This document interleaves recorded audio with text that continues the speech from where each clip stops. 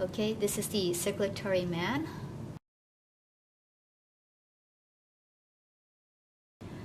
So this is the heart. This is the right chamber of the heart. This is the right atrium.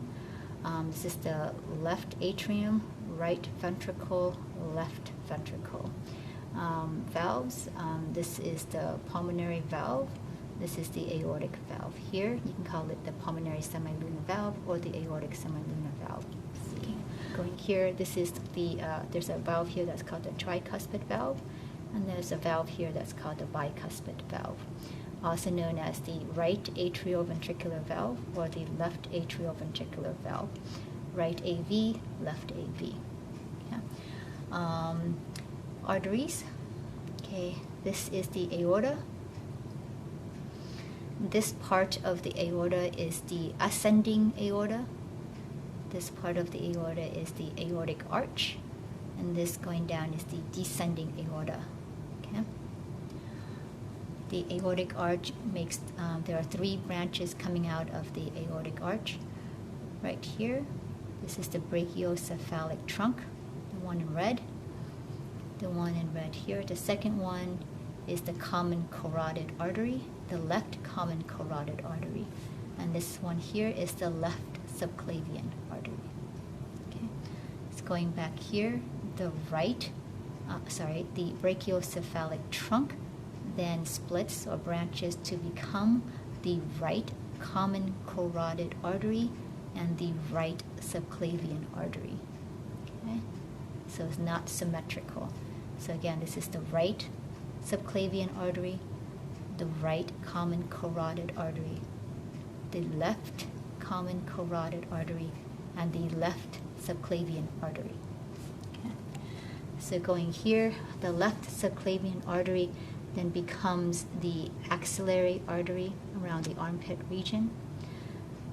Then it becomes the brachial artery, the one in red, along the humerus.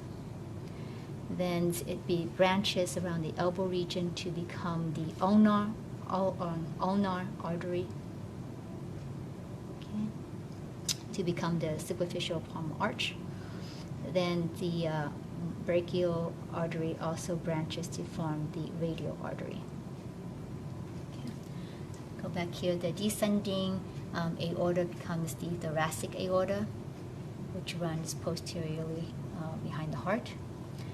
Then the thoracic aorta pierces through or crosses the diaphragm through an opening of the diaphragm called the aortic hiatus, and then becomes now the abdominal aorta once it passes into the abdominal region.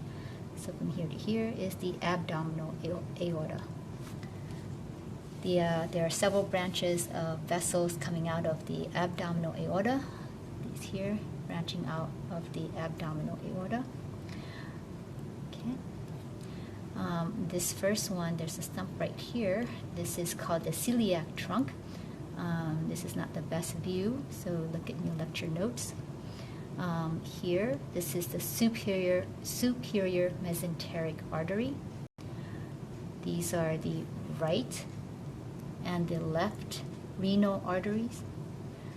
This is the inferior mesenteric artery, and this is the middle sacral artery. Okay.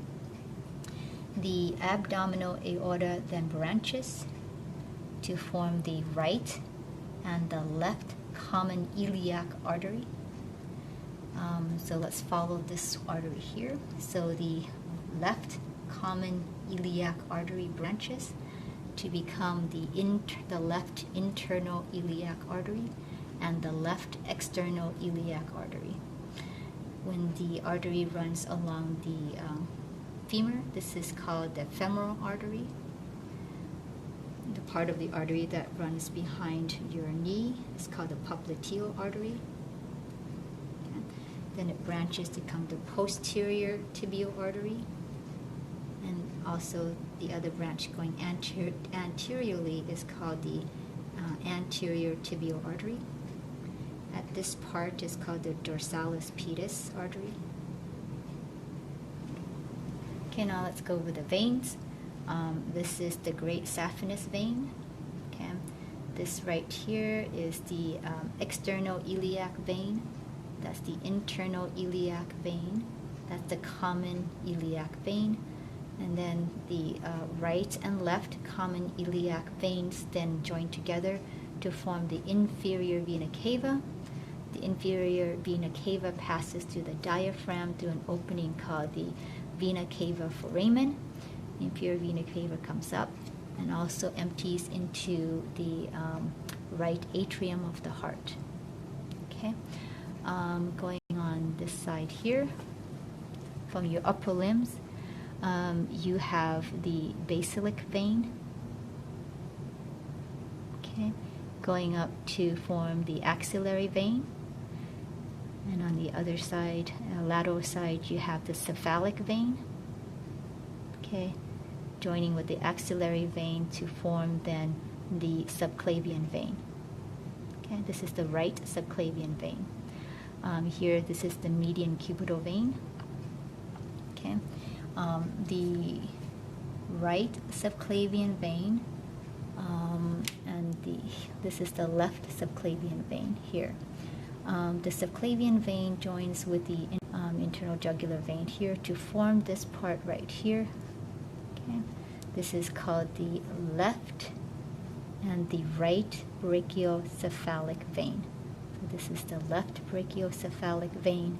This is the right brachiocephalic vein. The right and left brachiocephalic veins join together to form the superior vena cava. The superior vena cava then empties into the right atrium. This vessel here is the pulmonary trunk. Okay. The pulmonary trunk branches to form the right and the left pulmonary arteries, which makes further branching into the lung, into the lungs for gas exchange.